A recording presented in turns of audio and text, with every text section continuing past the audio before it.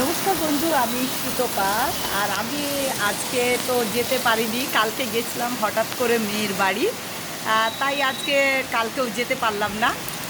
তাই আপনাদেরকে কালকে ব্লগ দিতে পারিনি, তার জন্য ক্ষমা চেয়ে নিচ্ছি। আর দেখুন একবার বাইরের অবস্থাটা। আজ সকালেও যেতে পারিনি কারণ ছেলের অফিস চলে 3টে দিন, সকালবেলা যাওয়া হয় না।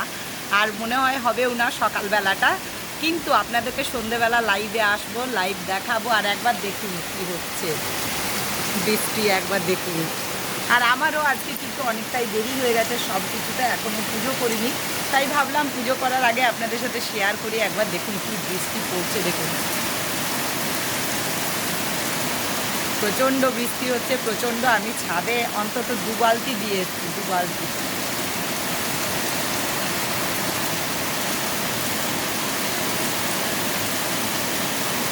ভীষণই বৃষ্টি হচ্ছে।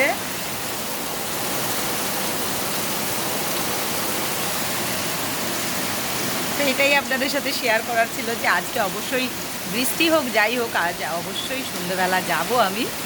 আর আপনাদেরও সত্যি কথা মনে হচ্ছে যে কোথায় গেল, কি হলো। কালকে আর জানাতে সময় হলো না। কালকে ওদের একটা অনুষ্ঠান ছিল, তা সেখানে চলে গেছিলাম। সেই জন্য কালকে আর আসতে পারিনি। আর আগের থেকে জানা ছিল না, হঠাৎ করে একটা ছোট্ট অনুষ্ঠান, তাই চলে গেলাম মেয়ের বাড়ি।